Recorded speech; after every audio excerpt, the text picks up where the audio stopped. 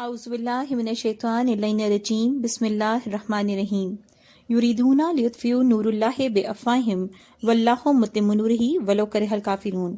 مومنات، ہم امام علی رضا علیہ السلام کی زندگی کے حوالے سے گفتگو کر رہے تھے۔ آج اس سلسلے کی چھٹی نشست ہے اور آج ہم ولایت عہدی کا واقعہ مکمل طور پر اس کے اوپر گفتگو کریں گے۔ امام رضا علیہ السلام مامون کے شدید اصرار اور بار بار خط بھیجنے اور نیز آپ کے عذروں کے قبول نہ ہونے کی صورت میں جو حضرت امام علی رضا مامون کو جواب میں بیان فرماتے تھے، بالآخر 201 ہجری کو مرو میں داخل ہوئے۔ مامون نے شروع میں امام کو خلافت کی پیشکش کی اور امام سے عرض کیا کہ فرزند رسول خدا، میں آپ کے علم و فضل، زہد و تقوی اور عبادت کو جانتا ہوں اور آپ کو اس منصب خلافت کے لیے اپنے سے زیادہ شائستہ و سزاوار جانتا ہوں۔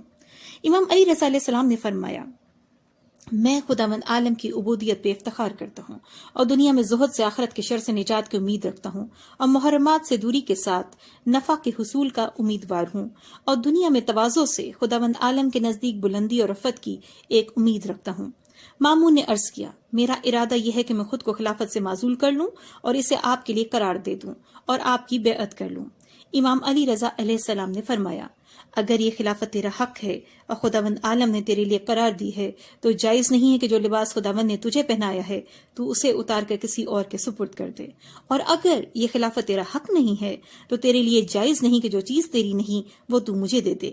مامون نے اصرار کرتے ہوئے کہا، فرزند رسول خدا، اس منصب کو ضرور قبول کریں۔ امام علی رضا علیہ السلام نے فرمایا، میں اپنے اختیار سے ہرگز یہ کام نہیں کروں گا۔ کافی عرصے مامون اصرار کرتا رہا، یہاں تک امام علی رضا علیہ السلام کے قبول نہ کرنے سے مایوس ہو کر اس نے یوں عرض کیا کہ اگر آپ خلافت قبول نہیں کرتے اور نہیں چاہتے کہ میں آپ کی بیعت کروں تو آپ میرے ولی عہد بن جائیں تاکہ میرے بعد خلافت آپ کے لیے ہو۔ امام علی رضا علیہ السلام نے فرمایا، خدا کی قسم، میرے والد بزرگوار نے اپنے آباء و اجداد سے اور انہوں نے امیر المومنین علی بن ابی طالب سے اور انہوں نے رسول خدا سے مجھے یہ خبر دی ہے کہ میں تجھ سے پہلے اس دنیا سے چلا جاؤں گا، در حالانکہ سمے جفا سے مظلومانہ قتل کیا جاؤں گا اور آسمان و زمین کے فرشتے مجھ پہ گریا کریں گے اور میں سرزمین غربت میں ہارون کے پہلو میں دفن کیا جاؤں گا۔ مامون یہ سن کر رو پڑا اور کہنے لگا کہ فرزند رسول خدا، کون آپ کو قتل کرے گا یا کون آپ کو کوئی نقصان پہنچا سکتا ہے جبکہ میں زندہ ہوں؟ امام نے فرمایا، اگر میں چاہوں تو بتا سکتا ہوں کہ کون مجھے قتل کرے گا۔ مامون نے عرض کیا، یا ابن رسول اللہ، اس بات سے آپ کا مقصد یہ ہے کہ اس کام کو اپنے اوپر آسان کریں اور اپنی گردن کو آزاد رکھیں تاکہ لوگ یہ کہیں کہ آپ دنیا میں زاہد ہیں؟ امام علی رضا علیہ السلام نے فرمایا، خدا کی قسم، جب سے خداوند عالم نے مجھے خلق فرمایا ہے میں نے کبھی جھوٹ نہیں بولا ہے اور ہرگز دنیا کی خاطر زہد اختیار نہیں کیا ہے، اور میں جانتا ہوں کہ تمہارا اصل مقصد کیا ہے۔ مامون نے پوچھا، میرا مقصد کیا ہے؟ امام علی رضا علیہ السلام نے فرمایا، کیا میں واقعی امان میں ہوں؟ مامون نے جواب دیا، ہاں آپ امان میں ہیں۔ امام نے فرمایا، تو یہ چاہتا ہے کہ لوگ کہیں کہ علی بن موسیٰ دنیا کی طرف سے بے رغبت نہیں تھے، بلکہ یہ دنیا تھی جس نے ان کی طرف کوئی رغبت نہیں کی۔ اب نہیں دیکھتے کہ انہوں نے ولایت عہدی کو قبول کر لیا ہے تاکہ منصب خلافت تک پہنچ جائیں۔ اس وقت مامون غضبناک ہو گیا اور کہنے لگا، آپ مجھے مسلسل اس چیز سے روبرو کر رہے ہیں جو مجھے غضبناک کرتی ہے اور میرے غضب سے امان بھی چاہتے ہیں۔ خدا کی قسم کھا کے کہتا ہوں کہ یا ولایت عہدی کو قبول کریں وگرنہ آپ کو مجبور کروں گا، اور اگر پھر بھی اس کام کو انجام نہ دیا تو میں آپ کی گردن اڑا دوں گا۔ امام علی رضا علیہ السلام نے فرمایا، خداوند عالم نے مجھے نہیں فرمائی ہے کہ میں خود کو اپنے ہاتھوں سے ہلاکت میں ڈالوں۔ اگر اسی طرح ہے جو تو چاہتا ہے تو جو تیرا جی چاہے انجام دے، میں اسے قبول کروں گا، لیکن شرط کے ساتھ کہ کسی کو بھی کوئی عہدہ نہیں دوں گا اور نہ ہی کسی عہدے سے معزول کروں گا اور کسی بھی قانون اور طور طریقے کو تبدیل نہیں کروں گا، بلکہ میں اس کام میں دور سے صرف مشورہ دینے والا ہوں گا۔ مامون نے ان شرائط کو قبول کر لیا اور امام علی رضا علیہ السلام کو اپنا ولی عہد بنا لیا۔ بعض روایات میں آیا ہے کہ امام علی رضا علیہ السلام نے بارگاہ رب العزت میں یہ دعا کی، خدایا، تو نے مجھے نہیں فرمایا ہے کہ میں اپنے آپ کو ہلاکت میں ڈالوں۔ اگر اس کی ولایت عہدی کو قبول نہ کروں تو اس کی طرف سے میں موت سے چند قدم دور کھڑا ہوں۔ میں مجبور و مضطر ہو چکا ہوں۔ خدایا، تیرے عہد کے سوا کوئی اور عہد نہیں ہے اور تیری طرف سے ولایت کے سوا کوئی اور ولایت نہیں ہے۔ مجھے اپنے دین کو برقرار کرنے، اپنے پیغمبر کی سنت کو زندہ کرنے کے لیے توفیق اور کامیابی عطا فرما۔ تو ہی میرا مولا و مددگار ہے اور تو کتنا اچھا مولا و مددگار ہے۔ پھر اس کے بعد درحالہ کہ آپ گریہ کر رہے تھے اور بہت غمگین تھے، آپ نے بیان شدہ شرائط کے ساتھ ولایت عہدی کو قبول کر لیا۔ امام علی علیہ السلام کے اس طرح ولایت عہدی کو قبول کرنے کے بعد مامون عباسی نے حکم جاری کیا کہ تمام فوجی کمانڈر، قاضی، خدمت گزار، تمام بنی عباس کے افراد آئیں اور امام علی رضا علیہ السلام کے ہاتھ پہ بیعت کریں، اور ان مراسم کو باشکوہ اور شان و شوکت کے ساتھ منعقد کرنے کے لیے مامون نے بہت زیادہ مال خرچ کیا، یہاں تک کہ اس نے تمام کمانڈروں کو اس بات پہ راضی کر لیا سوائے 3 کمانڈروں کے، یعنی جلودی، علی بن عمران اور ابن موسیٰ یا ابو یونس۔ ان تینوں نے امام رضا علیہ السلام کی بیعت کرنے سے انکار کر دیا اور مامون نے انہیں قید کر دیا۔ یہ ولایت عہدی کی بیعت کے مراسم بڑے باشکوہ اور انتہائی شان و شوکت سے برپا ہوئے۔ یکم رمضان 201 ہجری بروز پنجشنبہ جلسہ ولی عہدی منعقد ہوا۔ بڑی شان و شوکت اور تزک و احتشام کے ساتھ یہ تقریب عمل میں لائی گئی۔ سب سے پہلے مامون نے اپنے بیٹے عباس کو اشارہ کیا اور اس نے بیعت کی، پھر اور لوگ بھی بیعت سے شرف یاب ہوئے۔ سونے اور چاندی کے سکے سر مبارک پر نثار کیے گئے، تمام ارکان سلطنت اور ملازمین کو انعامات تقسیم ہوئے۔ مامون نے حکم دیا کہ حضرت کے نام کا سکہ تیار کیا جائے، چنانچہ درہم و دینار پہ حضرت کے نام کا نقش ہوا اور تمام قلمروں میں وہ سکہ چلایا گیا۔ جمعے کے خطبے میں امام علی رضا کا نام داخل کیا گیا۔ یہ ظاہر ہے کہ حضرت کے نام مبارک کا سکہ عقیدت مندوں کے لیے تبرک اور ضمانت کی حیثیت رکھتا تھا۔ اس سکے کو سفر و حضر میں حرز جان کے لیے ساتھ رکھنا یقینی امر تھا۔ صاحب جنات الخلود نے بحر و بر کے سفر میں تحفظ کے لیے آپ کے توسل کا ذکر کیا ہے۔ اسی کی یادگار میں بطور ضمانت بعقیدہ تحفظ ہم اب بھی سفر میں بازو پر امام ضامن سامن کا پیسہ باندھتے ہیں۔ تاریخ میں لکھا گیا کہ 33,000 عباسی مرد و زن وغیرہ کی موجودگی میں آپ کو ولی عہد خلافت بنا دیا گیا۔ اس کے بعد اس نے تمام حاضرین سے امام علی رضا علیہ السلام کے لیے بیعت لی۔ دربار کا لباس بجائے سیاہ کے سبز قرار دیا گیا، جو سادات کا امتیازی لباس تھا۔ فوج کی وردی بھی بدل دی گئی۔ تمام ملک میں احکام شاہی نافذ ہوئے کہ مامون کے بعد امام علی رضا علیہ السلام تخت و تاج کے مالک ہیں، اور ان کا لقب ہے الرضا من آل محمد۔ حسن بن سہل کے نام بھی فرمان گیا کہ ان کے لیے بیعت عام لی جائے، اور عموماً اہل فوج و عمائد بنی ہاشم سبز رنگ کے پھریرے اور سبز قلعہ و قبائیں استعمال کریں۔ تاریخ میں لکھا گیا کہ قبول ولی عہدی کے متعلق جو تحریر امام علی رضا علیہ السلام نے مامون کو لکھی، اس کا مضمون کچھ یوں تھا: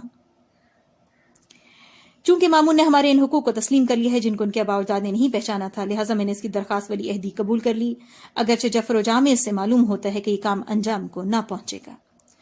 پھر تاریخ میں مرقوم ہوا کہ قبول ولی عہدی کے سلسلے میں آپ نے جو کچھ تحریر فرمایا تھا اس پر گواہ کی حیثیت سے فضل بن سہل، سہل بن فضل، یحییٰ بن اقسم، عبداللہ بن طاہر، سمامہ بن اشرس، بشر بن معتمر، حماد بن نعمان وغیرہ ہم کے دستخط تھے۔ انہوں نے یہ بھی لکھا ہے کہ امام علیہ رضا علیہ السلام نے اس جلسے ولی عہدی میں اپنے مخصوص عقیدت مندوں کو قریب بلا کے کان میں فرمایا تھا کہ اس تقریب پر دل میں خوشی کو جگہ نہ دو۔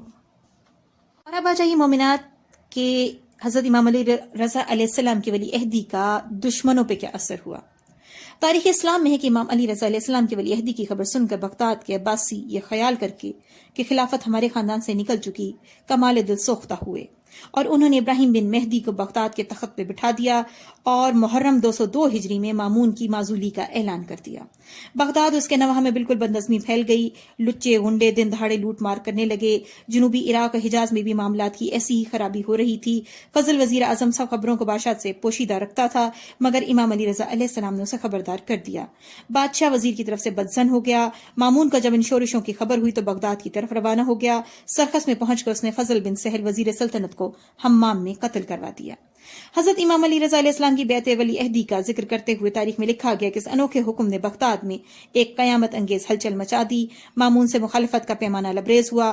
بعضوں نے سبز رنگ وغیرہ کے اختیار کرنے کے حکم کی بجبر تعمیل کی، مگر عام صدا یہی تھی کہ خلافت خاندان بنی عباس کے دائرے سے باہر نہیں جا سکتی۔ تاریخ میں لکھا گیا کہ امام علی رضا علیہ السلام جب ولی عہد خلافت مقرر کیے جانے لگے تو مامون کے حاشیہ نشین سخت بدظن و دل تنگ ہو گئے۔ ان پر یہ خوف چھا گیا کہ اب خلافت بنی عباس سے نکل کر بنی فاطمہ میں چلی جائے گی، اور اسی تصور نے انہیں امام علی رضا علیہ السلام سے سخت متنفر کر دیا۔ اس وقت ایک واقعہ حیران کن پیش آیا۔ مورخین لکھتے ہیں کہ اس واقع ولی عہدی سے لوگوں میں اس درجہ بغض و حسد و کینہ پیدا ہو گیا کہ وہ لوگ معمولی باتوں پر اس کا مظاہرہ کر دیتے تھے۔ تاریخ میں لکھا گیا کہ امام علی رضا علیہ السلام کا ولی عہدی کے بعد یہ اصول تھا کہ آپ مامون سے اکثر ملنے کے لیے تشریف لے جایا کرتے تھے، اور ہوتا یہ تھا کہ جب آپ دہلیز کے قریب پہنچتے تو تمام دربان اور خدام آپ کی تعظیم کے لیے کھڑے ہو جاتے تھے اور سلام کر کے پردہ दर उठाया करते थे। एक दिन सबने मिलकर तय कर लिया कि कोई पर्दा ना उठाए। चुनाचा ऐसे ही हुआ। जब इमाम अलैहिस्सलाम तशरीफ लाए तो हिजाब ने पर्दा ना उठाया। मतलब यह था कि इससे इमाम की तौहीन होगी, लेकिन अल्लाह के वली को कोई जलील नहीं कर सकता। जब ऐसा मौका आया तो एक तुंद हवा ने पर्दा उठाया और इमाम दाखिले दरबार हो गए। फिर जब आप वापस तशरीफ लाए तो हवा ने बदस्तूर पर्दा उठाने में सबकत की। इसी तरह कई दिन तक होता रहा। बिलाखिर वो सब के सब शर्मिंदा हो गए और इमाम अलैहिस्सलाम की खिदमत मिस्ल साबिक करने लगे। अल्लाहुम्मा सल्ली अला मुहम्मदिन व आलि मुहम्मद। अब आ जाइए मोमिनत एक और तारीखी वाकया जो इमाम की वली अहदी के बाद पेश आया। वली अहदी को भी ज्यादा दिन न गुजरे थे कि ईद का मौका आ गया। मामून ने हजरत से कहला भेजा कि आप सवारी पे जाकर लोगों को नमाज ईद पढ़ाएं।